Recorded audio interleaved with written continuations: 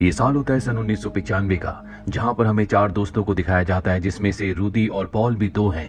ये सब के सब भूटान की वैलीज में हाइकिंग के लिए जा रहे होते हैं, जहां पर इन्हें बहुत सारे बुद्धिस्ट लोग और उनके टेम्पल्स भी दिखते हैं। और अब एक पहाड़ के ऊपर जाते हैं, जहां पर पॉल को अजीब सी आवाज आती है, और जब वो उस आवाज की तरफ बढ़ता है तो चट्टानों के बीच में गड्ढे में वो गिर जाता है। ये देखकर पॉल के तीनों दोस्त गड्ढे के पास आते हैं, और अब पॉल का एक दोस्त रस्सी के सहारे नीचे गड्ढे में जाता है, जहां उसे पता चलता है कि ये एक गुफा है। वो देखता है कि पॉल वहां पर बैठा मंत्रों का उच्चारण कर रहा है। दरअसल वो चैंटिंग कर रहा होता है, और उसके सामने एक बहुत ही अजीब सा स्केलेटन होता है, जिसका साइज आम स्केलेटन से बहुत बड़ा है। उसके पास और भी बहुत सारे छोटे स्केलेटन होते हैं जो उसके सामने झुके हुए होते हैं। पॉल के दोस्त को कुछ भी समझ में नहीं आता, इसीलिए पॉल के पास जाता है। पॉल बिना हिले डुले उसे कहता है कि अगर तुमने मुझे छुआ तो तुम मारे जाओगे, लेकिन वो पॉल को अपने कंधे पर उठाकर वापस ऊपर ले आता है। इसके बाद सामने एक वुडन घर होता है, जिसके अंदर ही पॉल को लाते हैं, और अब यहाँ पर बर्फ पड़ना शुरू हो जाती है, जिसका मतलब ये है कि चारों इस वक्त यहाँ से नहीं निकल सकते।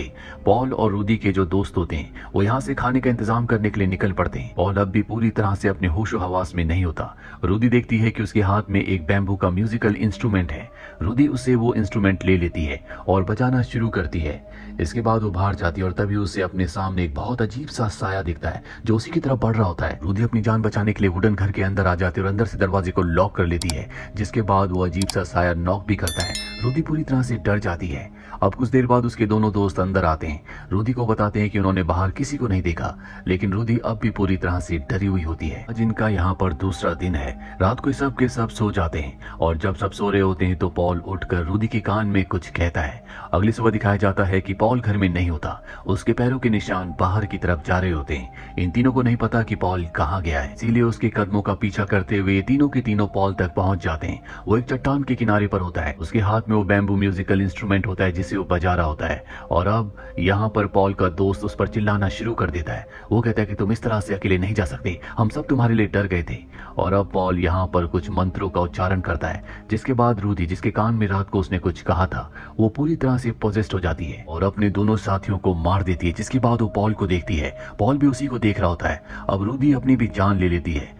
ऐसा लगता है कि पॉल ने ही इन तीनों को मारा है। अब यहाँ से कहानी 23 साल आगे यानी कि सन 2018 में जाती है, जहाँ पर हमें जेम्स नाम के एक आदमी को दिखाया जाता है। जेम्स की पत्नी और उसके बेटे की एक कार एक्सीडेंट में मृत्यु हो चुकी है। अब वो अकेला है। वो एक सिक्योरिटी स्टोर को ऑपरेट करता है। दरअसल वो अपनी जिंदगी में अपने परिवार को खोने के बाद पूरी तरह से फ्रस्ट्रेटेड है। जेम्स एक रेस्टोरेंट में जाता है, जहाँ पर वो अपने बर्थडे का कूपन देता है, जो कि बहुत ही पुराना होता है। हालांकि आज उसका बर्थडे नहीं है, लेकिन फिर भी रेस्टोरेंट वाले उसके कूपन को एक्सेप्ट कर लेते हैं, जिसके बाद उसे फूड फ्री में दिया जाता है। इसके बाद जेम्स जब घर आता है तो वहां पर उसकी दोस्त की बेटी, जिसका नाम एमेंडा है, वो उससे मिलने के लिए आती है। दरअसल आज ही के दिन एमेंडा के पिता की मृत्यु हो गई थी, और जेम्स के परिवार की भी आज ही के दिन मृत्यु हुई थी। जेम्स एमेंडा की मॉम नोरा को भी अच्छे से जानता है, पर वो अपने पिता की मौत के बाद अब जेम्स को अपना पिता समझती है। वो जेम्स को बताती है कि मैं अपने पिता की मृत्यु के बाद पूरी तरह से टूट चुकी थी, लेकिन अब मुझे सच पता चल चुका है। ये पूरी दुनिया एक भ्रम है, ये सच्चाई नहीं है। सच्चाई सिर्फ हमारी सोच से पैदा होती है। जिस चीज को हम बहुत ज्यादा सोचते हैं वही चीज हमारे साथ होती है। इसके बाद एमेंडा वहां से चली जाती है। अगली सुबह एमेंडा की मॉम जब उसके कमरे में जाती है तो वो वहां पर नहीं होती, और बाथरूम में जाने के बाद वो देखती है कि वहां पर एक मैसेज लिखा हुआ है, जिसमें लिखा होता है the empty man made me do it, यानी कि एम्प्टी मैन ने मुझसे ये करवाया है। एमेंडा की मॉम को ये मैसेज बिल्कुल भी समझ में नहीं आता, इसलिए वो यहाँ पर पुलिस को और जेम्स को बुलाती है। जेम्स देखता है कि वहां पर एक फॉन्टिफैक्स इंस्टीट्यूट का ब्रोशर है, जिसके पीछे ट्यूल्पा लिखा होता है। इसके बाद जेम्स एमेंडा की दोस्त से स्कूल में मिलने के लिए जाता है, जहाँ पर उसकी दोस्त जब उसके साथ कार में बैठी होती है तभी उसे एक साया दिखता है, जिसे देखकर वो डर जाती है। और अब वो जेम्स को बताती है कि 2 दिन पहले एमेंडा के साथ हम सब के सब दोस्त एक ब्रिज पर गए थे, जहाँ पर एमेंडा ने हमें एम्प्टी मैन के बारे में बताया था, जो यहाँ का लोकल लेजेंड है। साथ ही उसने ये भी कहा था कि अगर शाम के वक्त में यहाँ पर कोई खाली बोतल मिले, उसमें फूंक मारकर एम्प्टी मैन के बारे में सोचने से वो तुम्हारी जिंदगी में शामिल हो जाएगा। पहले दिन तुम्हें सिर्फ उसकी आवाज सुनाई देगी, दूसरे दिन वो तुम्हें दिखेगा, और तीसरे दिन वो तुम्हें खुद ढूंढ लेगा। एमेंडा के कहने पर हम सब ने खाली बोतल में ब्लो करने के साथ साथ एम्प्टी मैन के बारे में सोचा था, जिसके बाद हमें अजीब सी आवाज सुनाई दी।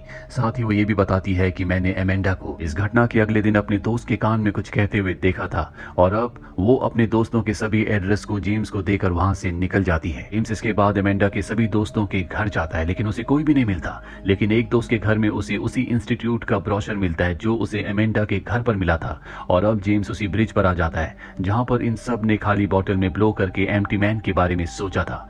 वहां पर जेम्स को भी खाली बोतल मिलती है जिसमें वो ब्लो करता है, और जब वहां से जा रहा होता है तभी उसे मेटल की आवाज आती है जो ब्रिज के नीचे से आ रही होती है।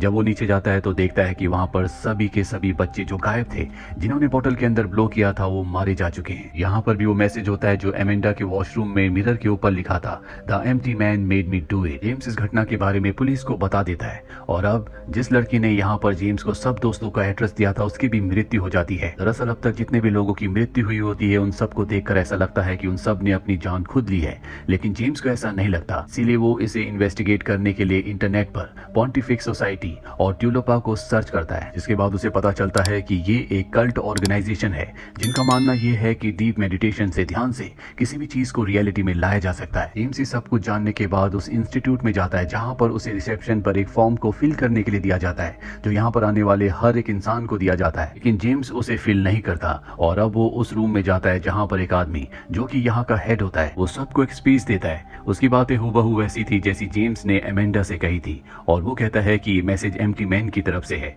दरअसल ये भी एम्प्टी मैन का फॉलोअर है। अब स्पीच खत्म होने के बाद जेम्स उस हेड से मिलता है और एम्प्टी मैन के बारे में उससे पूछता है। हेड उसे बताता है कि एम्प्टी मैन एक तरह की पावर है, वो तब तक अपने फॉलोअर्स की विश को पूरा करता है जब तक उसके फॉलोअर्स उस पर पूरी तरह से यकीन करते हैं। दरअसल जेम्स अब भी एमेंडा को ढूंढ रहा होता है क्योंकि उसका कहीं कुछ पता नहीं चला।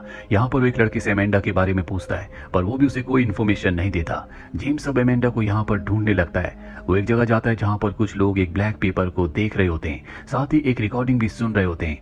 जेम्स को कुछ भी समझ में नहीं आता कि ये सब क्या कर रहे हैं। इसके बाद वो नीचे बेसमेंट में जाता है जहाँ पर कुछ लोग चेयर्स पर बैठे होते हैं और इस सब के सब एम्प्टी मैन को बुला रहे होते हैं।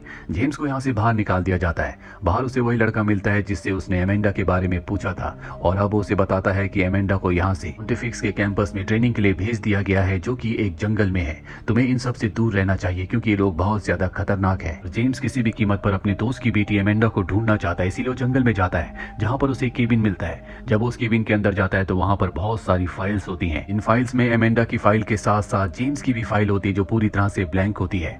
अब यहाँ से जेम्स एक दूसरे केबिन में जाता है जहाँ पर बहुत सारे वीडियो कैसेट्स होते हैं और वो उनमें से एक कैसेट को प्ले करता है जिसमें बहुत सारे लोग एक आदमी के साथ कुछ एक्सपेरिमेंट्स कर रहे होते हैं। यहाँ पर बहुत अजीब अजीब सी चीजें हो रही होती हैं और अब जब रात हो जाती है तो जेम्स को कुछ आवाजें आती हैं। जब वो बाहर जाता है तो देखता है कि पानी के दूसरी तरफ आग के चारों तरफ बहुत सारे लोग हैं जो मंत्रों का उच्चारण कर रहे हैं और आग के चारों तरफ घूम रहे हैं। जेम्स हैरानी से उन सबको देख रहा होता है और तभी आग आसमान की तरफ बढ़ना शुरू हो जाती है जिससे वो पूरी तरह से घबरा जाता है और अब वहाँ आग के चारों तरफ जितने भी लोग होते हैं वो सब जेम्स को देख लेते हैं। जिसके बाद वो जेम्स को मारने के लिए उसका पीछा करते हैं, लेकिन जेम्स अपनी गाड़ी से इस जगह से निकल जाता है। वो सीधा पुलिस स्टेशन जाता है जहाँ पर वो उस ऑर्गेनाइजेशन के बारे में सब कुछ पुलिस को बताता है और पुलिस उसकी बातों पर विश्वास नहीं करती। इसीलिए वो एमेंडा की मॉम के पास आता है और उन्हें बताता है कि एमेंडा ने एक ग्रुप को ज्वाइन किया है जो कि एम्प्टी मैन पर विश्वास रखते हैं। वो सब उसकी पूजा करते हैं और अब यहाँ पर कॉल आता है। जेम्स जब उस कॉल को रिसीव करता है तो कोई उसके कान में विस्पर करता है।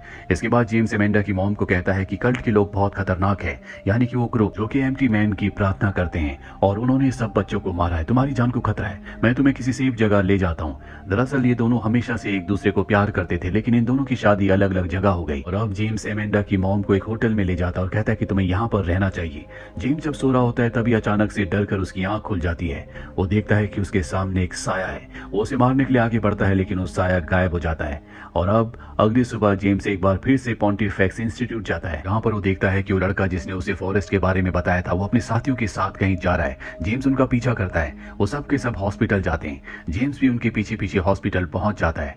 जेम्स देखता है कि वो सब के सब एक आदमी के सामने झुक गए हैं जो आदमी हॉस्पिटल में कोमा में है। जेम्स अब पूरी तरह से कंफ्यूज हो जाता है, इसीलिए बाहर निकलने पर वो उस लड़के को पकड़ लेता है जिसने उसे फॉरेस्ट भेजा था और उसे टॉर्चर करने पर वो लड़का बताता है कि मुझे मेरे ग्रुप के लोगों ने तुम्हें वहां पर भेजने के लिए कहा था। जेम्स उससे हॉस्पिटल वाले आदमी के बारे में पूछता है। वो लड़का बताता है कि एम्प्टी मैन उस आदमी के जरिए हमसे बात करता है। जेम्स को इसकी बातों से कुछ भी समझ नहीं आता, इसलिए शाम होने पर वो एक बार फिर से पॉन्टिफिक्स इंस्टीट्यूट में जाता है। वो उस जगह जाता है जहाँ पर सभी फाइल्स होती है। यहाँ पर एक फाइल नंबर 14 होती है जिसमें लिखा होता है मैनिफेस्टेशन और जब वो उस फाइल को खोलता है तो पूरी तरह से हैरान हो जाता है क्योंकि ये जेम्स की फाइल होती है जिसमें उसके परिवार के बारे में सब कुछ लिखा होता है, साथ ही उस फूड कूपन के बारे में भी जो उसका बर्थडे कूपन था जो मात्र 3 दिन पहले उसने फ्री का खाना खाने के लिए यूज किया था। इस फाइल में जेम्स की फोटो भी होती है। जेम्स को कुछ भी समझ नहीं आता कि ये सब क्या हो रहा है, इसीलिए वो उस हॉस्पिटल में एक बार फिर से जाता है जहाँ पर वो आदमी कोमा में है। वो रिसेप्शन में एक लेडी से पूछता है कि वो आदमी कौन है। वो कहती है कि मुझे नहीं पता, वो पिछले 23 सालों से कोमा में है। और अब जब जेम्स उस रूम में जाता है जहाँ पर वो आदमी है तो देखता है कि वहाँ पर एमेंडा भी है। वो एमेंडा से पूछता है कि ये कौन है। एमेंडा बताती है कि पिछले 500 सालों में, आज से 23 साल पहले एम्प्टी मैन ने किसी को पजेस किया था और वो आदमी यही है। एम्प्टी मैन इसी के जरिए हमसे बात करता है। और अब जेम्स एमेंडा की मॉम को कॉल करता है, लेकिन वो उसे पहचानने से साफ साफ मना कर देती है। जेम्स को यहाँ पर कुछ भी समझ में नहीं आता। दरअसल उसके सामने जो आदमी कोमा में है, ये पॉल है, जो आज से 23 साल पहले अपने 3 दोस्तों के साथ भूटान गया था। और अब एमेंडा जेम्स को बताती है कि इसकी बॉडी अब पूरी तरह से कमजोर हो चुकी है, इसीलिए एम्प्टी मैन के लिए हमें नई बॉडी यानी कि वेसल की जरूरत है और हमने तुम्हें चुना है। तुम्हारी अब तक जितनी भी यादें तुम्हारे साथ है वो सब की सब फैब्रिकेटेड है, यानी कि उन यादों को हमने तुम्हारे लिए बनाया है। असली जिंदगी में तुम्हारे साथ कभी भी ऐसा नहीं घटा। और इसीलिए एमेंडा की मॉम उसे नहीं पहचान पा रही होती, क्योंकि उसने एमेंडा की मॉम के साथ कभी वक्त बिताया नहीं। एमेंडा कहती, मुझे पता है कि तुम्हारा और मेरी मॉम का अफेयर है, क्योंकि वो याद भी मैंने तुम्हारे दिमाग में बनाई थी। क्योंकि नई वेसल के अंदर फियर और गिल्ट होना बहुत जरूरी है। तुम हमारे नए टुल्पा हो। और अब जेम्स तड़पने लगता है। उसकी कॉन्शियसनेस उसी जगह चली जाती है जहां पर आज से 23 साल पहले पॉल एक स्केलेटन के सामने खड़ा था। इसके बाद एम्प्टी मैन की सोल उसके अंदर चली जाती है और अब जेम्स के अंदर एम्प्टी मैन का पूरी तरह से कंट्रोल है। यहाँ पर हमें फ्लैशबैक में वो वक्त दिखाया जाता है जब एमेंडा के पिता की मृत्यु हुई थी। तब जेम्स उसके घर पर गया था जहाँ पर वो उसकी मॉम के साथ क्लोज हुआ था और ठीक उसी वक्त जेम्स के परिवार की एक्सीडेंट में मृत्यु हो गई थी। और अब जेम्स, जो कि पूरी तरह से एम्प्टी मैन के कब्जे में है, वो वापस अपने घर आता है। उसे पूरी तरह से यकीन हो चुका है कि वो एक असली इंसान नहीं है, बल्कि वो एक टुल्पा है जिसका जन्म आज से 3 दिन पहले हुआ है। और उसे इस बात पर इसलिए भी विश्वास है क्योंकि एमेंडा की मॉम, जिसके साथ उसका अफेयर था, वो उसे अब नहीं जानती, यानी कि उसकी सारी यादें बनी हुई हैं।